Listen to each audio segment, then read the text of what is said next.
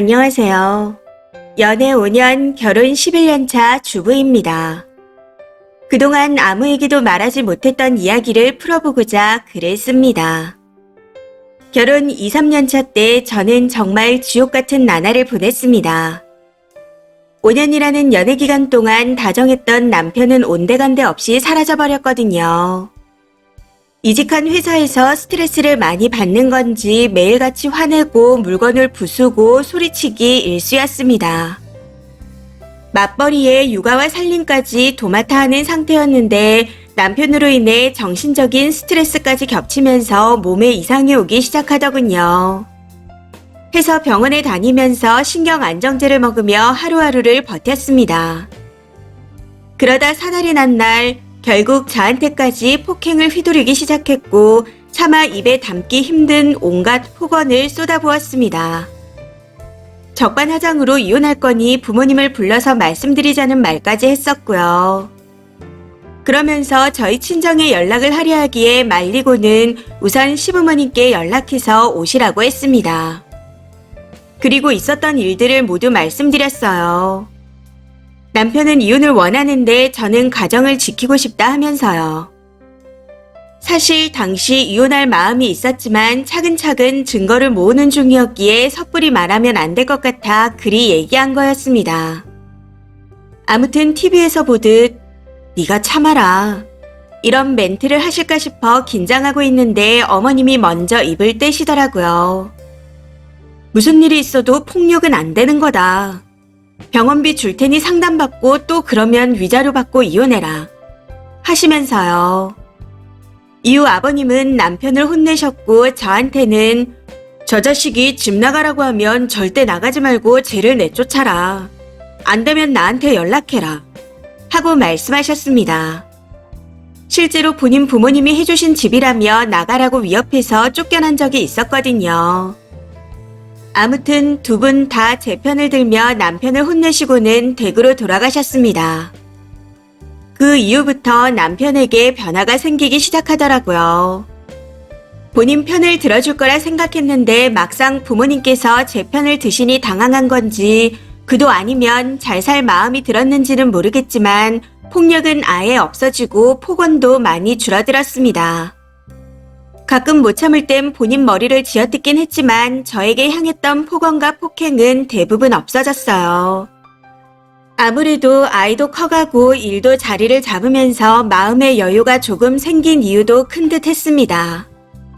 그래도 과거를 지울 수 없었기에 그때의 기억 때문에 늘 이혼을 고민하며 살았습니다.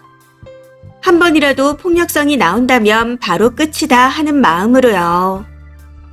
거기다 전에도 좋은 분이셨던 시부모님은 그 일이 있은 이후로 저에게 무한 사랑과 신뢰를 주고 계십니다.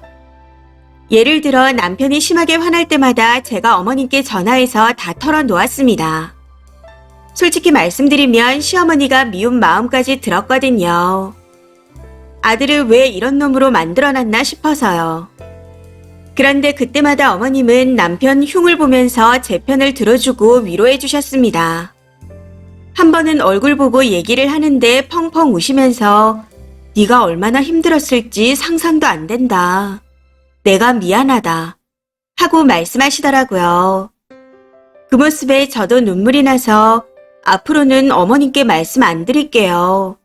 어머님이 힘들어하셔서 안 되겠어요 하고 말씀드렸습니다. 그랬더니 아니다. 말 못하고 속으로만 삼키면 병난다. 엄만 괜찮으니 다 얘기해라 하시더군요. 저한테는 그 말만으로도 진심 위로가 됐습니다. 그리고 그날 이후부터 수년을 1시간 거리에 있는 저희 집으로 2, 3주에 한 번씩은 꼭 오고 계십니다. 반찬이며 과일, 간식 등 장을 봐오셔서 주고 가시죠.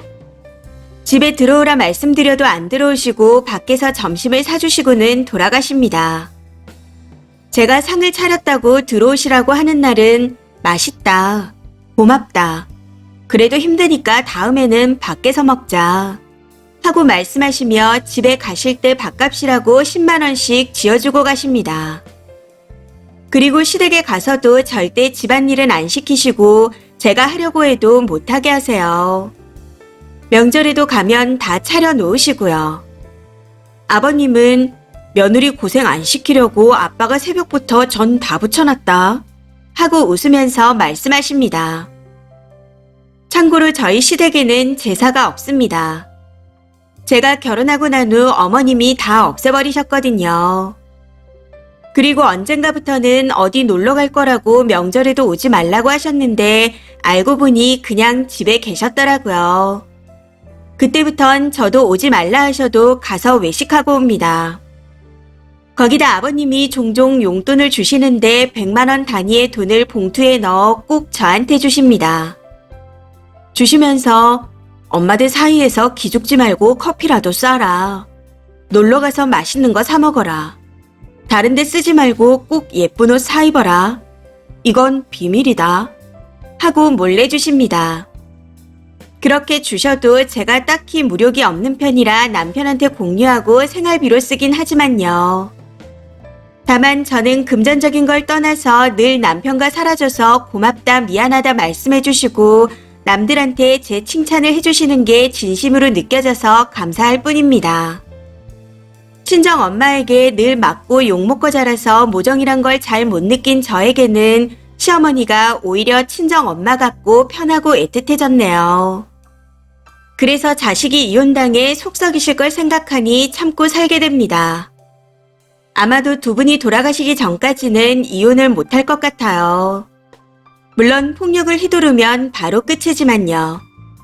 아무리 생각해도 그건 이해를 못하겠거든요.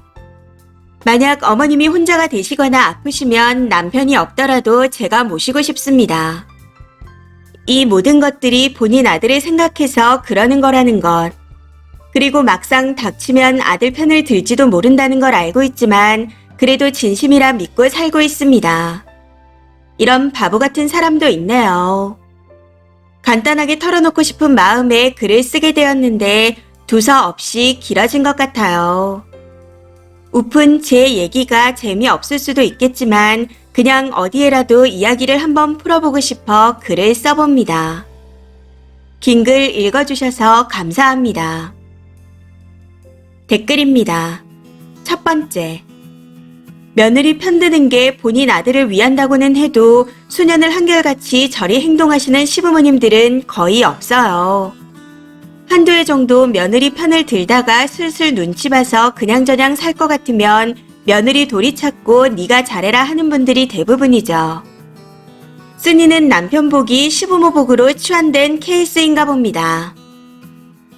두 번째.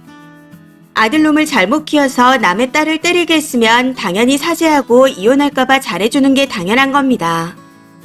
그런데 그 당연한 걸 못하는 시부모가 많아서 님 시부모님이 특별해 보이는 거예요. 딱히 안 좋게 생각할 이유는 없지만 또 너무 감정적으로 얽혀서 해야 할 건 못하진 않겠죠. 폭력이면 끝이라 하는 걸 보니 충분히 잘하실 것 같긴 하지만 그래도 혹시나 해서요. 세 번째. 저는 지금 남편이랑 연애할 때 아무리 생각해도 빡치고 이해가 안 돼서 헤어지자고 딱 한 번 말한 적이 있었습니다. 그렇게 돌아서고 나니 어머님, 아버님, 큰 신우, 작은 신우가 눈에 밟혀서 다시 붙잡히고 연애하다 결혼했네요. 단지 연애일 뿐이었는데. 그런데 결혼을 해보니 여전히 엄청 잘 지내고 남편 빼고 시누이들이랑 시어머니랑 여행도 다니고 합니다. 가족이 좋으면 서운하게 해도 괜찮아지더라고요. 네 번째. 2, 3주에 한 번 오신 것도 쓰니가 괜찮은지 살피러 오신 듯 합니다. 한두 번 어쩌다가 가는 게 아니라 꾸준히 살피고 편을 들어주신 걸 보면 찐이에요. 물론 한 번 더 폭력이 들어오면 얄짤없죠.